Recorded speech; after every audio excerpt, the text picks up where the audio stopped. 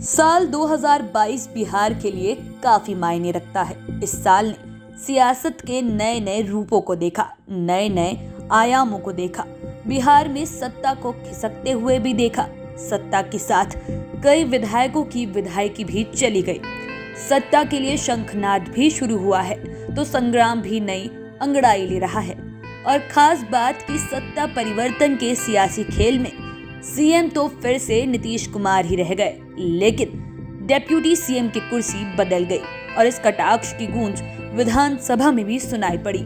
ऐसे में 5 PM के 5 का तड़का में ईयर एंडर 2022 के 5 बड़े सियासी वाक्यों को बताएंगे। सबसे पहले 5वें नंबर की बात करते हैं। इस नंबर पर बात करते हैं मोकामा के अनंत सिंह और मुजफ्फरपुर के अनिल सहनी की। इस साल दोनों की विधायकी चली गई। दोनों ही आरजेडी के विधायक रहे थे।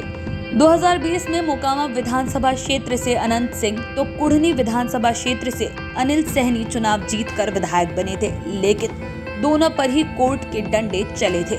दरअसल बिहार के बाहुबली नेता के रूप में चर्चित अनंत सिंह को MP MLA कोर्ट ने 10 साल की सजा सुनाई थी। MP MLA कोर्ट की ओर से सजा सुनाए जाने के बाद से ही अनंत सिंह की विधायकी पर तलवार लटक रही थी। बाद में विधानसभा सचिवालय ने उनकी विधानसभा सदस्यता खत्म करने संबंधी आदेश जारी कर दिए। बिहार विधानसभा के प्रभारी सचिव की ओर से जारी आदेश में कहा गया था कि मोकामा के विधायक अनंत सिंह को MP MLA कोर्ट से सजा सुनाए जाने के बाद दोष सिद्ध की तारीख से उनकी विधानसभा सदस्यता खत्म की जाती है। इस तरह का आदेश अनिल सहनी के मामले में भी हुआ। अनिल सहनी को भ्रष्टाचार के एक मामले में सजा हुई थी। अनिल सहनी को 3 साल की सजा कोर्ट ने सुनाई थी। यह सजा उन्हें LTC घोटाले में दोषी पाए जाने के बाद सुनाई गई। इसके बाद विधानसभा में उनकी विधायकी समाप्त कर दी। अब बात करते हैं 4थे नंबर की। तब मुख्यमंत्री नीतीश कुमार NDA में रहते हुए इफ्तार पार्टी में शामिल होने के लिए राबड़ी आवास पहुंचे थे। उस समय बीजेपी JDU में अंदर ही अंदर खूब तनाव हो रहा था।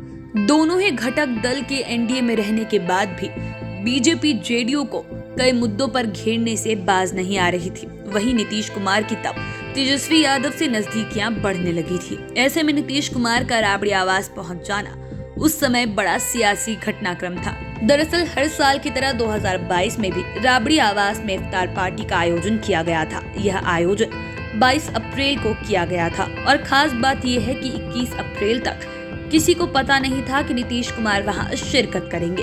हाँ, 22 अप्रैल की सुबह से ये बात सामने आने लगी कि नीतीश कुमार इफ्तार पार्टी में शामिल होने राबड़ी आवास जाएंगे। इसके बाद भी भरोसा किसी को नहीं हो रहा था।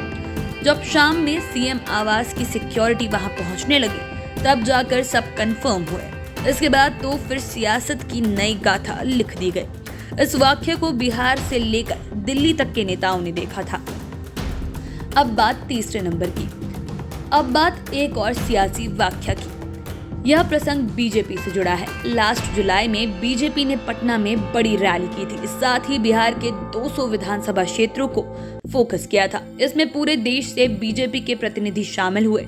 इसमें पहले दिन राष्ट्रीय अध्यक्ष JP नड्डा शामिल हुए तो दूसरे दिन केंद्रीय गृह मंत्री अमित शाह ने शिरकत की। इसके बाद से ही तो सियासी खेला शुरू हो गया था। बीजेपी की नीयत पर सवाल उठने लगे थे। कहा जाने लगा था कि बीजेपी के 200 सीटों की तैयारी के पीछे मंशा क्या है।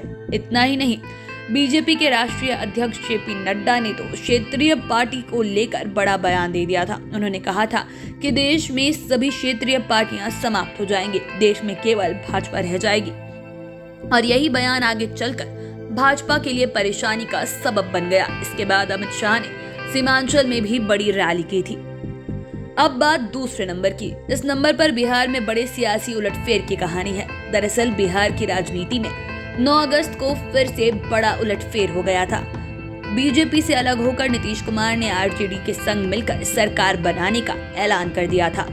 अटकलें तो नीतीश कुमार के राबड़ी आवास पहुंचने के बाद से ही लगने लगे थे, लेकिन इसका पटाक्षेप 9 अगस्त को हुआ था, जब JDU विधायक दल की बैठक के बीच नीतीश कुमार ने गवर्नर को इस्तीफा सौंप दिया।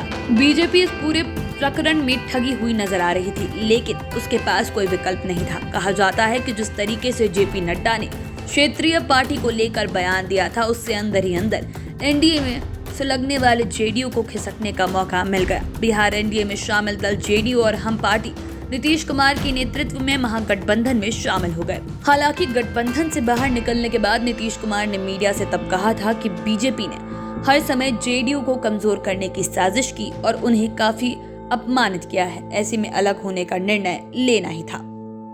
अब बात करते हैं पहले नंबर की। तब तेजस्वी यादव का उप मुख्यमंत्री के रूप में नया लुक देखने को मिला।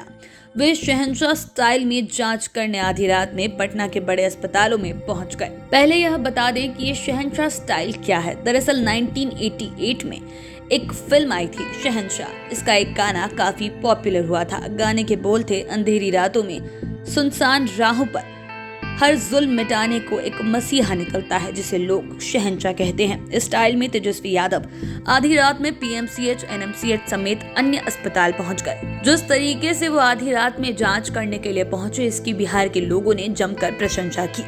बाद में ये बात भी उठने लगी कि तेजस्वी यादव बाकी विभागों की भी जांच इसी तरीके से करेंगे। साथ ही अन्य मंत्रियों से भी कहा जाने लगा कि वो अपने अपने विभागों की जांच तेजस्वी यादव के स्टाइल में करें। हाल ही में तेजस्वी यादव पटना की सड़कों पर आधी रात में फिर निकले थे। तब उन्होंने नगर निगम रैन बसेरा में पानी के इंतजामों को चेक किया था। रिक्शा और ठेले वालों के बीच कंबल भी बांटे थे। लेकिन तेजस्वी का शहंशाह स्टाइल बिहार के सियासी गलियारे में एक मिसाल बन गया।